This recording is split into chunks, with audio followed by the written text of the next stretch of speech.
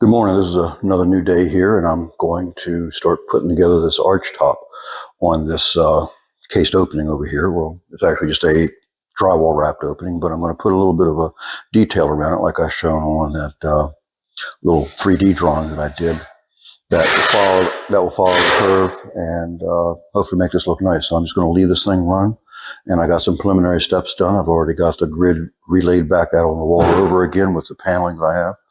And we'll take it from there. We'll let you see how it goes.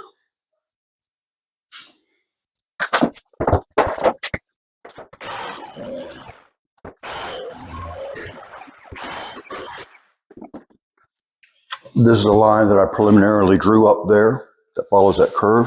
I'm going to go ahead and make a plumb cut and a level cut because this is not big enough to make the whole wrap. Okay, I have some lines here that I put up on the wall so I can put it back exactly where it came from. That made the original marks. And just checking it, making sure it's going to fall within the lines that I need it to. And there's my level line there and my plumb line right here. I'm going to have a piece that goes all the way across the top of this. That'll finish that off, so I can use this as a template to make the piece for the other half. I'm going to cut a little bit large because not all these things are symmetrical perfectly. They're close, they look right, but that don't mean they're going to be right when it's all put up. And I put them back to back, finished side to finished side, so there's going to be a left and a right piece made from this when it's done.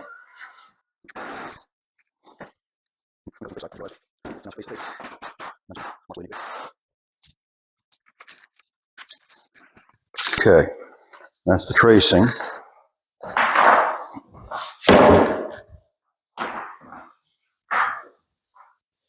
I'm going to go ahead and get the level cut made.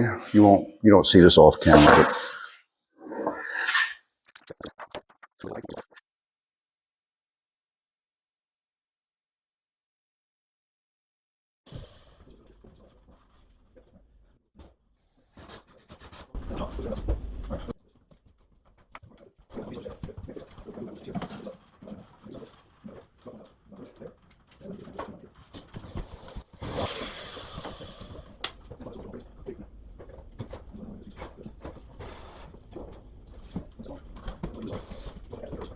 all right, I got those pieces for the arch top over top of this door here glued up. I got to wait for a while, so I've got some other material I got to glue up on top to get these details proper at the top of the stairs over to the other side of the door where the paneling is over top of the drywall, but the trim on the over top of the paneling is what I've got to also touch the drywall back at the upper landing part where I got to add a piece to the back of the paneling. And same thing where it's going to go around the door legs. That first 7 foot of the door has to have a return added to the sides of the trim. That's going to go all the way up from top to bottom. So I'm going to do that for a while. Back later, there's a guy installing cabinets in the other room. That's all the other extra racket. All right, folks, it's another day here. It's raining outside, so I can't do a whole lot of cutting out there. I gotta still do that archway piece over here. That kind of gotten stagnated for the time being, but I'm gonna have to make more workspace inside to do that. It's kind of tight in here, but that's some of the conditions of the job sites that you got to deal with. Anyway, so far the progress has been I've gotten the panels. I had to order some 5 foot wide MDF for these 2 large panels. I wanted to do smaller panels, but the homeowner wanted large ones, just like the picture shows that I have there. And anyway, I got that done down to where the bottom's blocked out, ready for the baseboard to come in, which will be another step when the rest of the house is getting its base. We're going with a 7 1/4 inch tall base in here on the first floor, quite tall. Okay, hopefully the picture orientation's better, and hopefully you also don't mind my handheld. But anyway, I took the MDF panels and ran them long so that they covered up the carriages 100%. Then I took my flush cutting bit for my router, just like doing for Formica tops and such, where they use that to trim off the edges flush. That's what I did with the router going up and down the stairs. That way I got a nice clean line right across the face of the stairs. That way I can gauge my riser face where it's going to turn a 45 to make the turn that goes across from the riser to the skirt board going that way. Skirt board is going to cover about 1 inch of this, and I'm going to block out all of these with some scrap MDF, the leftover trim that I have here. And I'm going to block out each of these so that when I put the skirt board in, it lays flush or it lays plumb rather than trying to tip in at the top here. You can see I got about a 3/4 of an inch that I got to fill up all the way up through the top. But I ran the MDF all the way up just to give good backer at the staircase.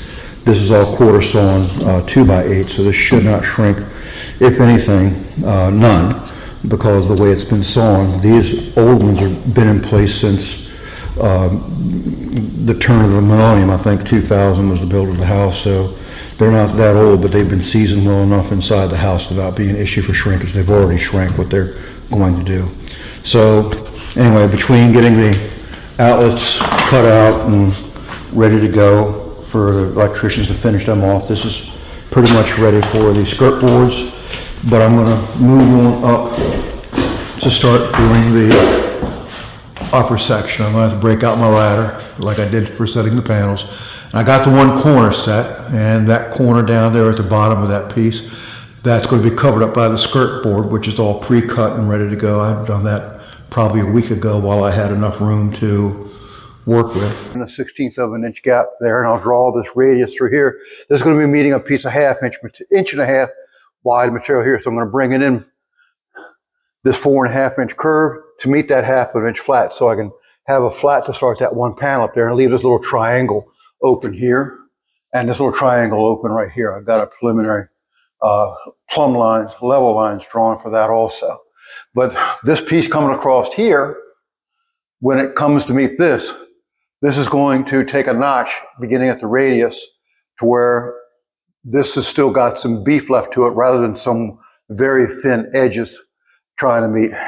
Anyway, that right there is would be difficult if I brought those cuts out to nothing. So I'm letting it go into the trim, but you'll see how that goes too. Take another little break here.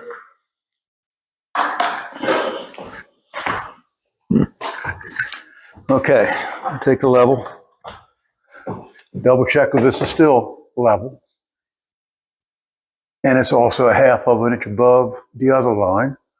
It's looking like it's a little small, but it is level. So I'm just creating an offset, if anything.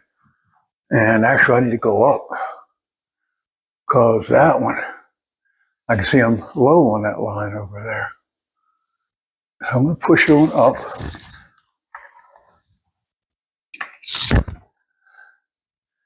Keep this thing steady. It's going to be a trick all by itself because MDF is pretty slick stuff. It doesn't. Okay, there's that one. I'll finish this one off the rest of the way. I didn't go all the way out to the end, and it moved just after I got off the end. All right, everything's cool with that now. Now, the side here, I'm also going to engage this vertical piece about a 1/2 inch too. I'm going to now plumb this to a final cut size. And we're good there. And there you go. I'm going to take my track saw and cut that, cut this. After I finish it, well, I got to do some more layout here still. I got to get that 4.5 inch offset. So I'm going to make a little jig, a little scribe jig that will help me make that curve real easy without the pencil going all over the place.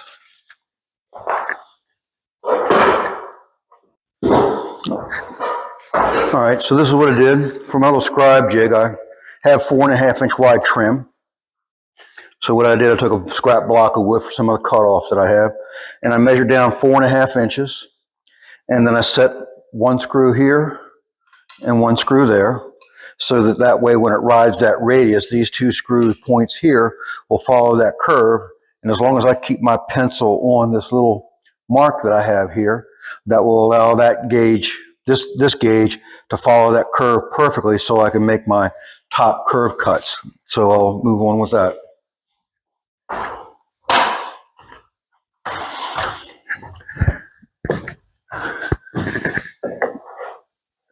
Yep, very nice. Gonna work like a charm. There's one. Move over the ladder.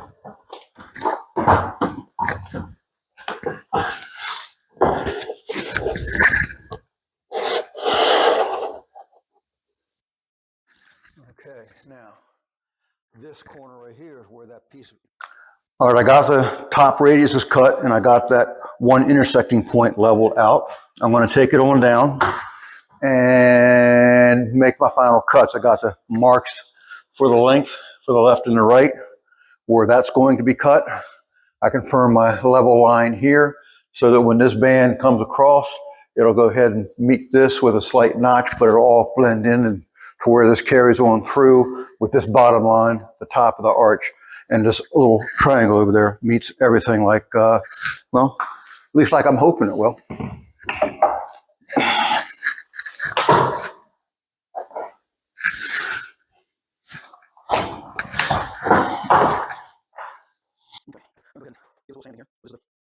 This is all going to get cut off from that line going up. So I'm going to get this thing eased off a little bit more.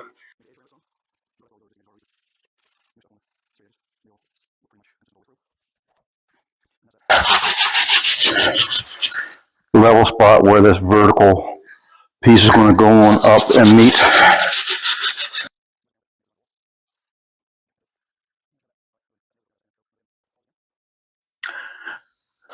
All right, I got the one horizontal piece just cut roughly the length. I probably still got to lose about another 1/8 of an inch or so off on the length on that. Now I got to correct that angle. It's kind of gappy down there, but I'm going to lay out this notch that this one piece is going to go into. And I'm going to mark the highest points, but I'm going to move them up so that they are high. And get my speed square or framing square. Now, I've got to draw through where my layout line is intersecting with the piece. So I'll know where the bottom of the cut's going to be. And I've already squared or marked that one. I'm going to square it up. Also, and hopefully this thing isn't going to fall down by the time it's all said and done. That's about a 7/16 drop. I'm going to mark 7/16. Hopefully the other side's 7/16. That will make it easy to rip on the table saw.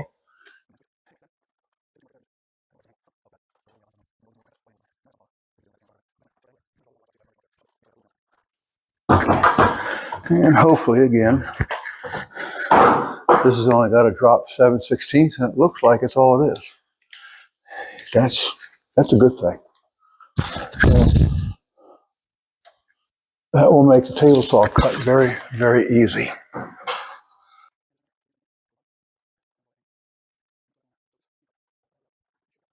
Out to the table saw. Okay, I have the piece back in from the table saw, and I have to adjust my notches just a little bit. I have it not quite cut out wide enough. I'm going to get a little closer to the video here. My first layout, I need to get this cut here just a little bit more of an angle because it's hitting too hard. So this is the cutout that I'm making so I can keep some thickness up there on that radius piece. So those radiuses don't come down to like 0, like wafers. They'll flake and break off. They could probably glue up, but it's really contrary trying to deal with very, very, very thin MDF. So anyway, I'm going to go ahead and make these 2 cuts.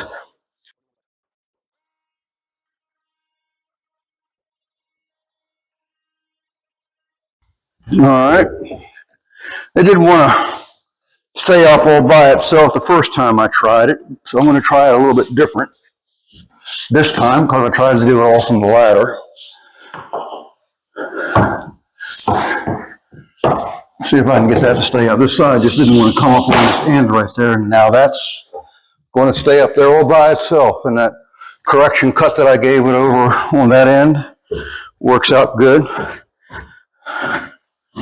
And see if this all sits down over top of this the way it should. And yes, between a little bit of glue, yeah, that's going to work. It's right down on my layout lines, covering them just a smidge. And I'll put this little piece in here to make that little triangle there. And then this vertical coming up with its appropriate notch will make that work also. So far, pretty good.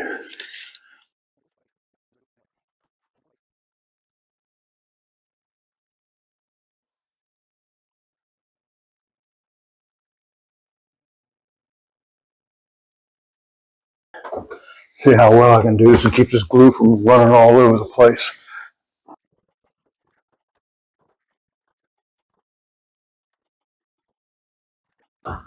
Glue the flats first because I don't have to worry about glue dripping off of that. Short of what's going to squeeze out. Hopefully I'll have a sponge and the size of floor and protection. The protection of the floor will keep it from doing bad things to the finished floor. I'll smooth that out a little bit.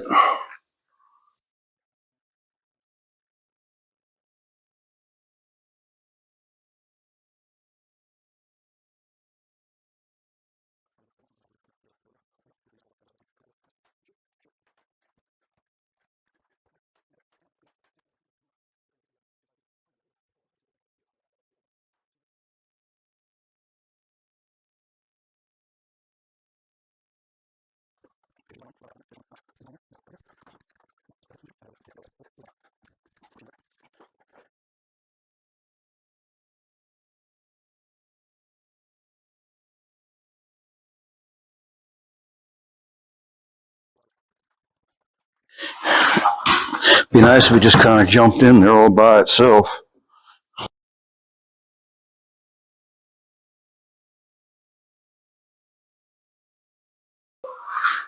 Now it might jump in there. I don't know. Let's see.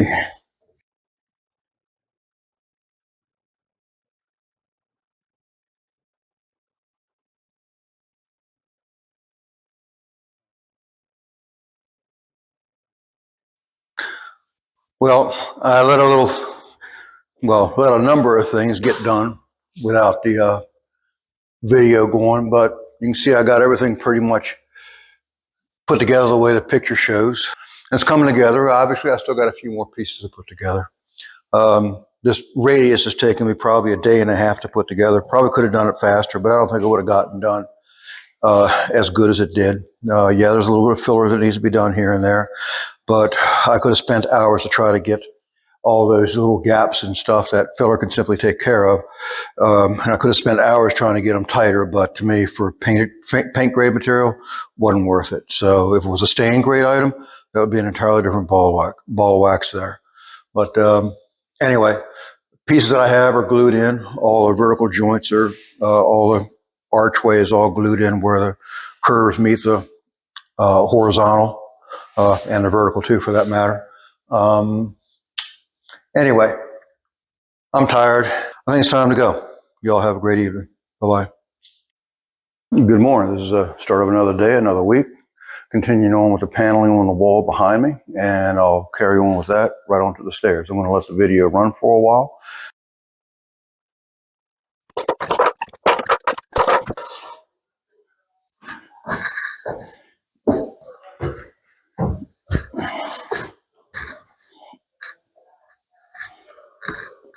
I'm gluing every piece up on the wall.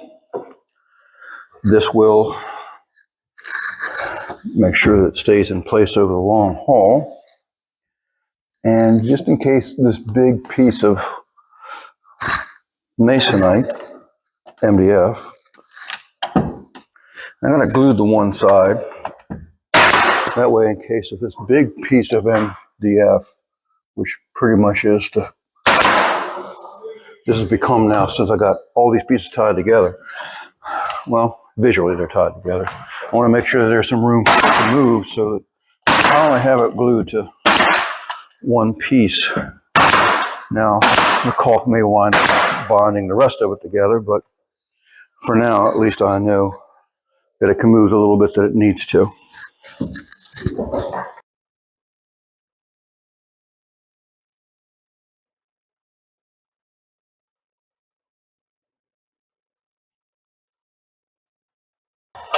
Now this piece is already cut the length. I deducted the thickness of the trim at the top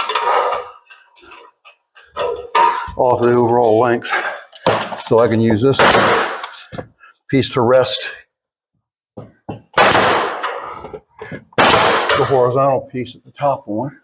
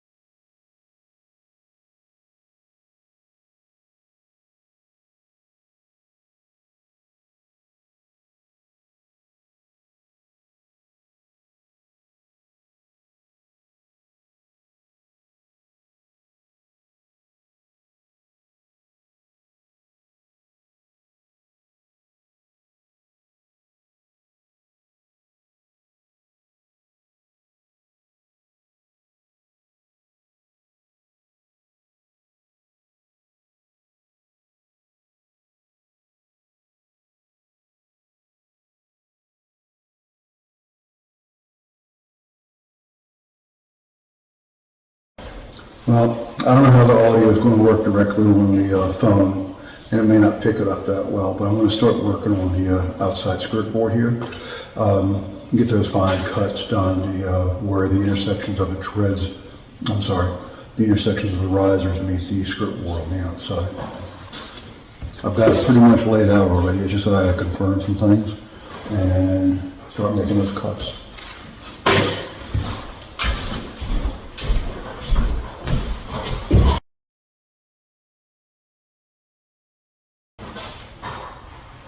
I forgot that I still have to add a whole bunch of blocking behind this piece here where all the treads are at, where the tread settings are at, because otherwise this riser board, the like that is, will want to tip in rather than stay plumb like I have the wall already established.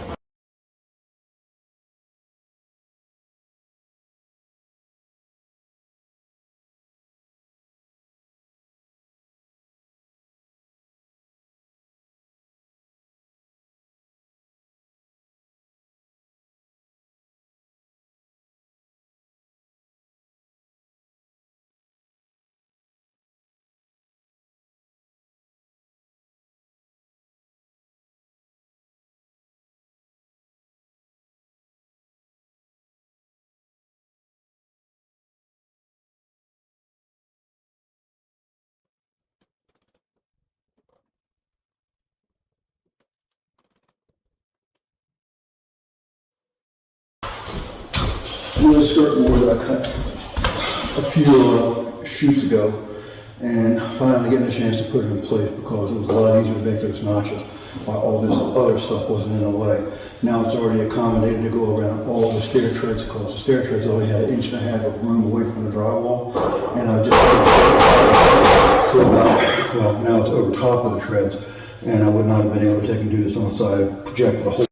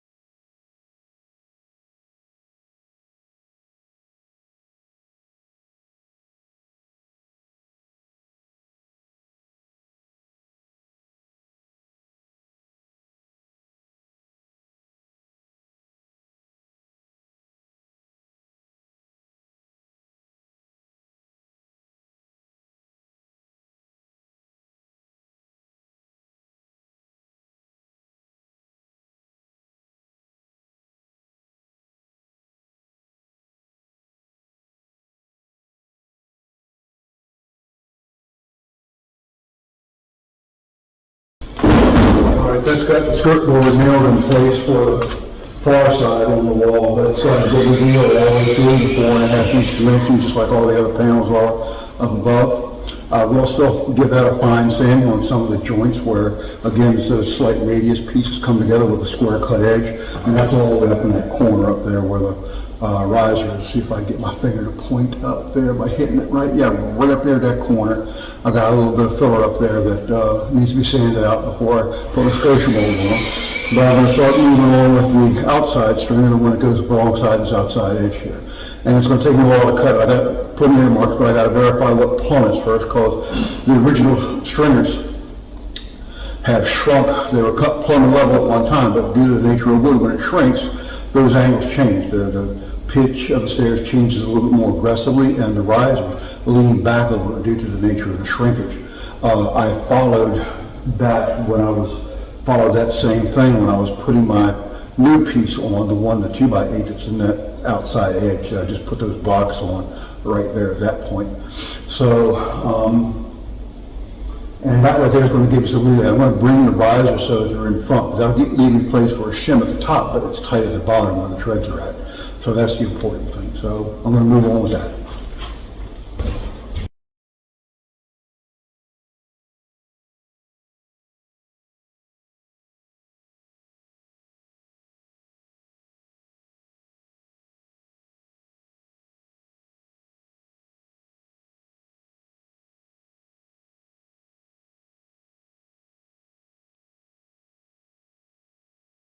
All right, got my mic back on again, so hopefully you can hear as I'm talking here. What I've done, I'm taking a straight edge, my short level in this case, and taking the marks that I left as a plumb line, but it's not a complete line because I couldn't reach all the way down beside the risers to the face of the risers to make the marks. So I'm taking the marks that I do have, which is the actual corner of the bottom of the riser where it meets the tread, and I'm creating a new line with the plumb line, so I have a nice clean line to follow. And I've done that all the way down at the far end, and now I'm going up to the top end of the treads. And what the hope is that I'm going to find a nice uniform degree that I can set my miter box on and cut these at a bevel, at an angle and a bevel, called a compound miter. And once I find out what that nice degree is, I can cut all these fairly easily and finish this up.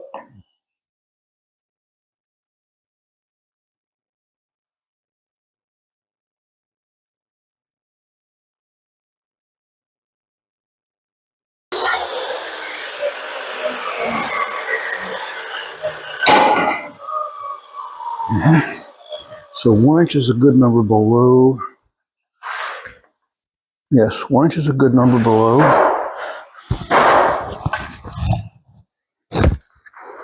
So I'll mark all those. This is the dimension of the overcut that I can make from the back side with a miter box. That way the cut through the face side where you see it at will not be visible because the cuts stop right at the intersecting point where the two cuts meet from the horizontal to the vertical cut.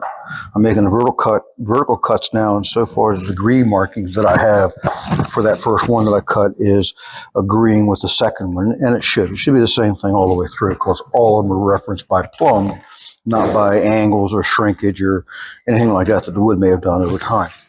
So let's just see how this wants to act.